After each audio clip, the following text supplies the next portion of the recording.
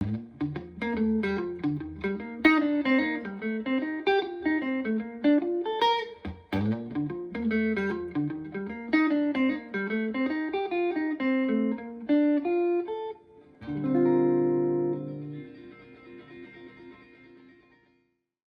hello friends, and welcome to another Ask Zach. Today we're going to talk about Boss's Hall of Fame of delay pedals, which basically I'm going to cover the three pedals that they released in the 1980s, except for the DSD digital sampler. So I'm going to cover the mighty DM-2,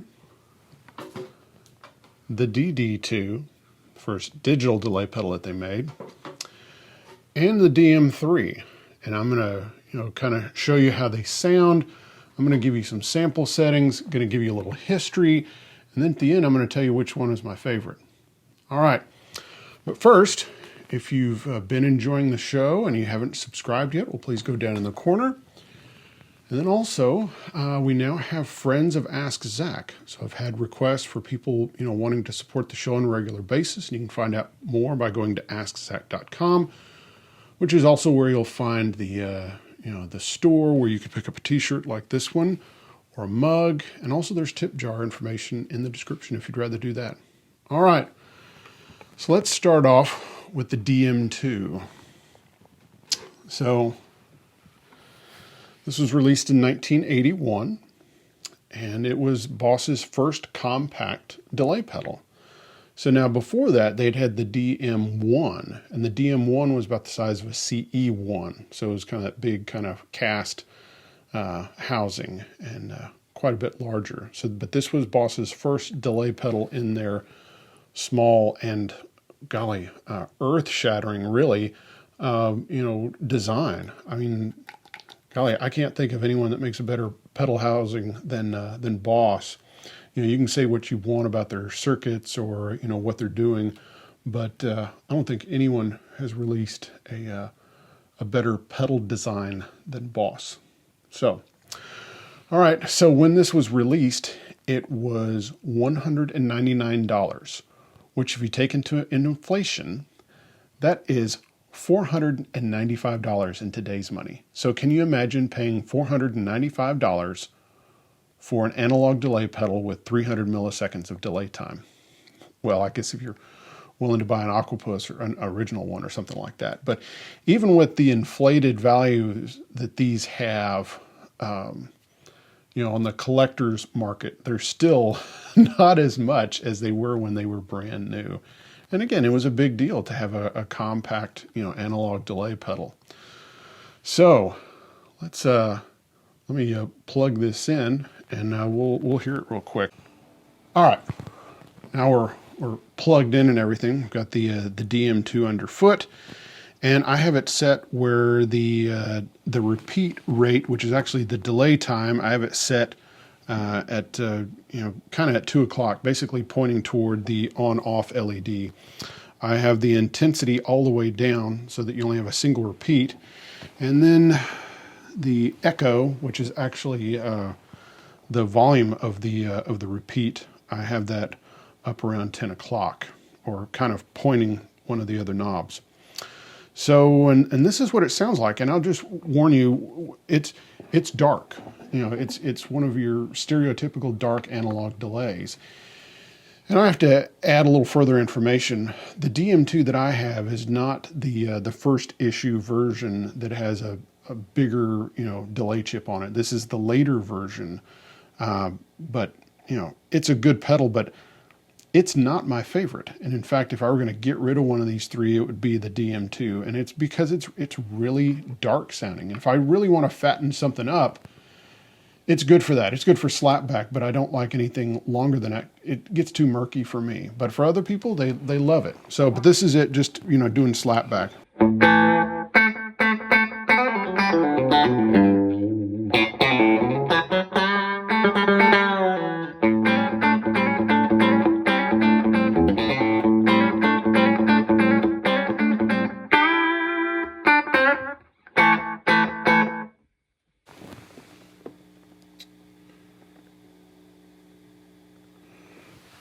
set the echo a little louder and do a little more, you know, kind of Sun era stuff.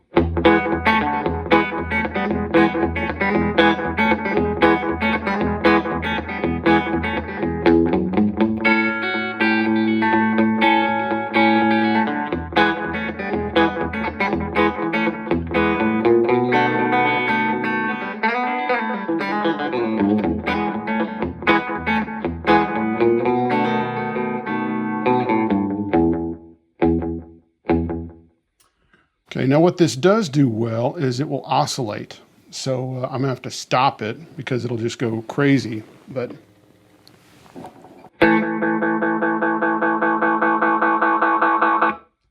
all right, so that of course will, you know, blow your speaker and stuff. So yeah, so that's the DM-2, and this one, funnily enough, I got at a shop in Paris, France, in 1999 for you know, around $40, and it was in the box and everything. And so, yeah, it's a good one. And even though I don't love everything that it does, you know, I'm not going to part with it. All right, let's move on. All right, next up we have the Boss DD-2. It was released in 1983, and it stayed in production until 1986.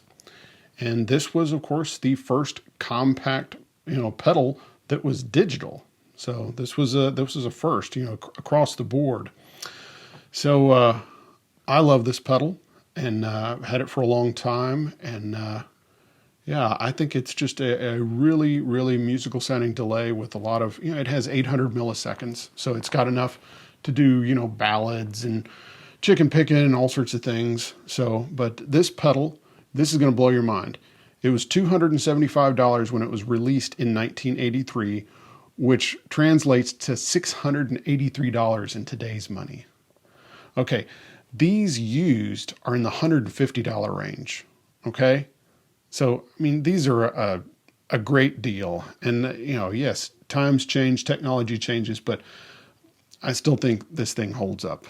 So, yeah, of course, as most people know, this had the SDE 3000 chip in it, which, you know, it's easy to see if you take the back off the, you know, the bottom of the pedal, the chip takes, it goes all the way across, barely fits, you know, lengthwise.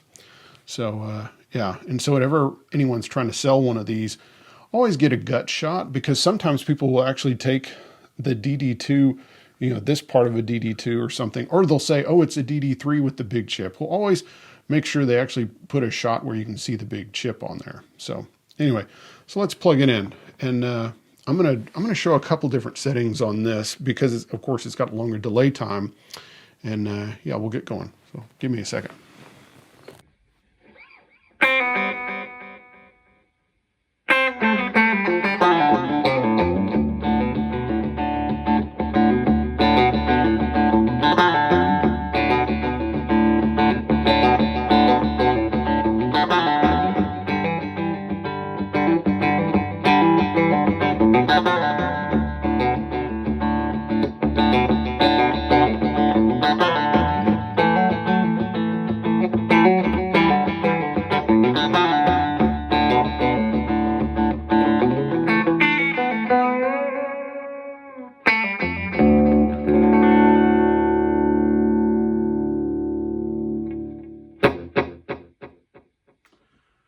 All right, so that, of course, I was tuned down. I tuned the low E string down to D, and that's with the controls all at noon. So it's, you know, set at maximum delay time, and then, you know, the effect level, the feedback, everything's at noon. And to me, that's what I think of as kind of like your big delay sound. I always think of like, you know, Joe Walsh from like James Gang era stuff, you know, where he'd do all this stuff. And sometimes he would space it out so you'd hear the repeats, and sometimes he would play where everything was kind of crashing against each other, and you got this kind of wonderful smearing cacophony. So he, you know, he might do, you know, like,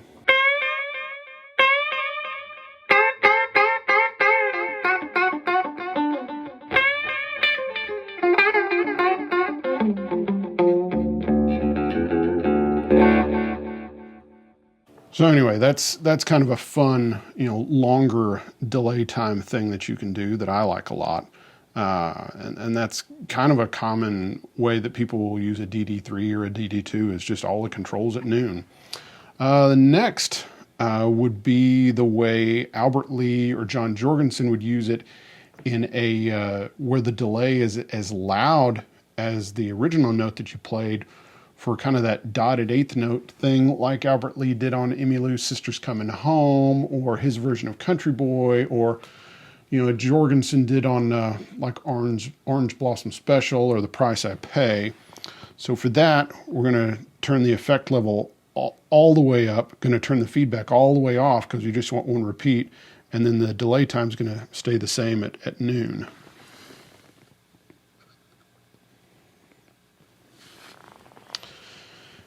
And let's tune the low E string back up to E.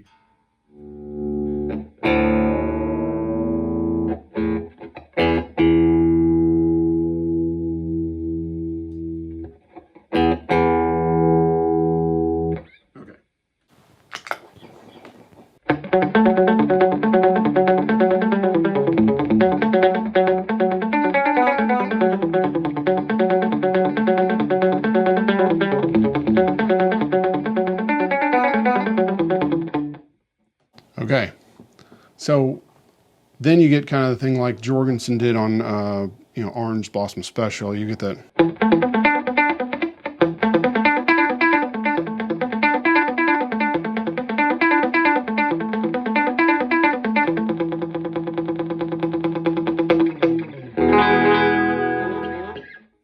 You get that kind of thing. So that's really fun.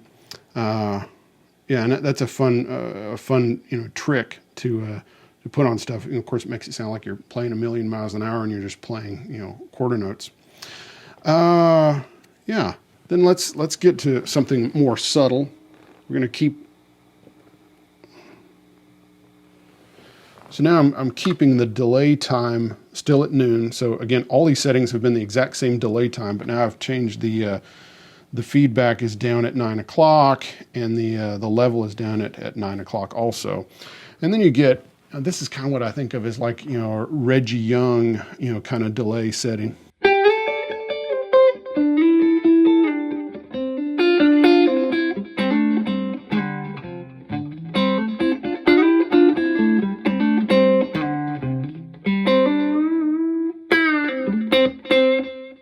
And here I'll just play something staccato so you can hear the repeat. So that's a really good, setting for that kind of thing. Then this is what I would think of as kind of an all-purpose, delay setting that you could kind of have for anything that you're playing, because it's almost more like it's a little bit more, reverb-esque, I guess you would say.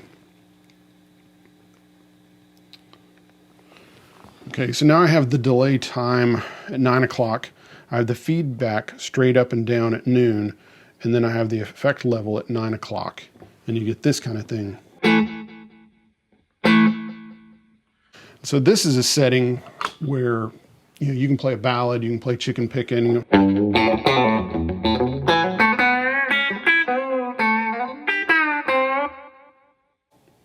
It doesn't really get in the way. It's actually cool for just about anything. So if you're only going to have one delay pedal, no tap tempo or anything, that's a good kind of all-purpose setting. Because a lot of those other settings will get in the way when you start playing faster and things like that. So that's a really good one, because you can do.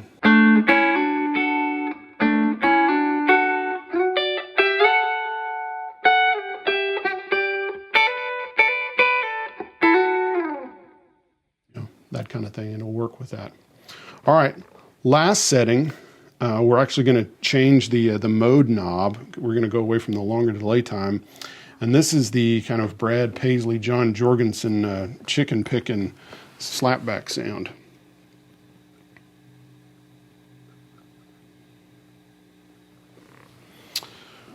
All right, so now we've got the mode set at the setting below 800 milliseconds. Now we've got the delay time at 3 o'clock. We've got feedback off, so we only have one repeat, and we've got effect level at 9 o'clock. And then you get, this kind of thing.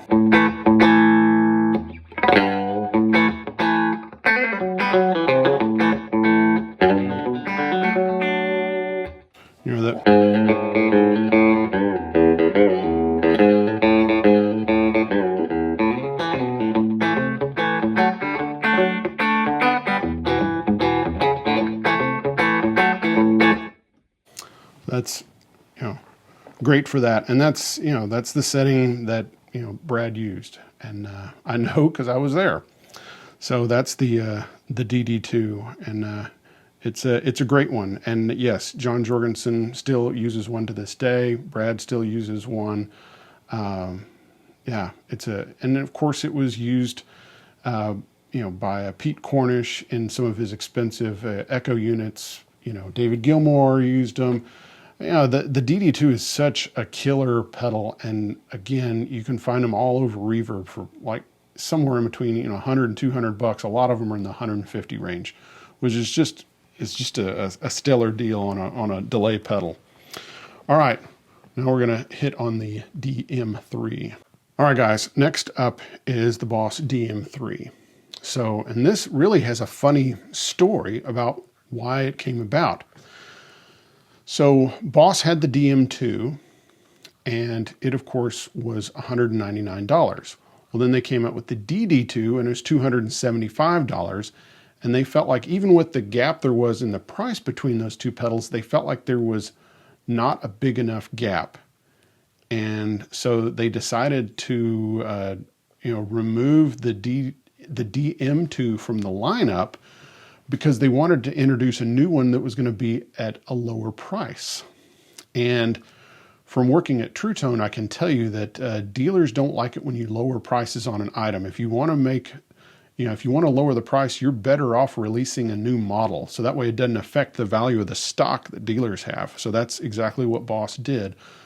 Boss removed the DM-2 from their lineup, and they released the DM-3, and it was $189. So it was $10 cheaper than the DM-2. And it's a different pedal. So one, of course, they changed the color on it. You can see it went from the darker maroon to like more of a pinkish red. Then of course you have the gray writing, and you have these unique knobs that are only on a handful of Boss pedals.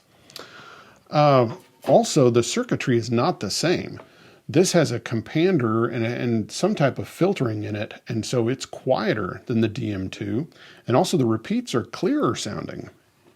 And I'm just going to say right now, I like this pedal better than the DM-2. I'm not going to get rid of my DM-2, but to me this is a better pedal, and it's much cheaper. These you can find, all day long, in the $150 range, all over Reverb and eBay, and it's a killer pedal. So this was introduced in 1984, and it just ran from 84 to 88. It was $189, which of course is $470, by today's pricing, and of course had 300 milliseconds of delay time. So here I'm going to go ahead and I'm going to plug it in, but first I'm going to get it set the way I want it. So this is kind of the way I like to set them, where the repeat rate is setting toward the LED, and the intensity is off, and then the echo is about here at 10 o'clock. That's kind of my slapback setting on the DM-3 or the DM-2. So here, let's plug that in.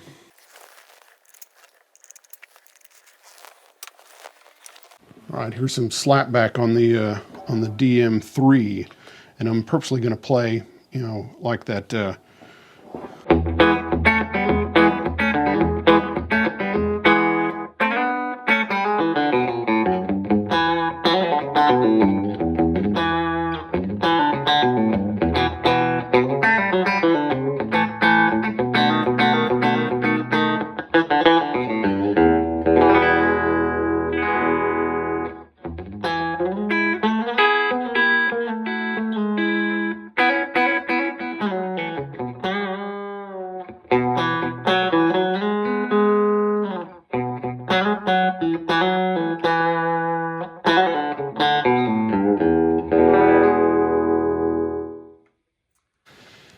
It might be subtle to you, but the DM-3 is just a little more open and less murky sounding. The other thing I really like about this pedal is if I turn the intensity all the way up, it doesn't oscillate. It just gives you a ton of repeats, but doesn't go into oscillation. And so I'm going to turn it to the maximum, 300 millisecond delay time, and the intensity all the way up, and show you one of the ways that I like to use this pedal. So this setting makes me play less, you know, because you have...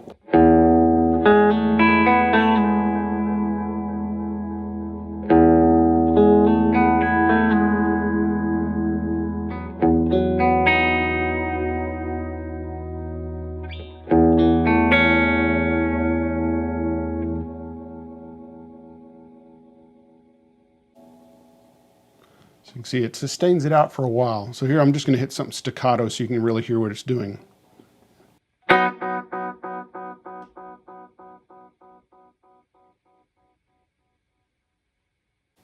But again, it doesn't oscillate, you know, so you can...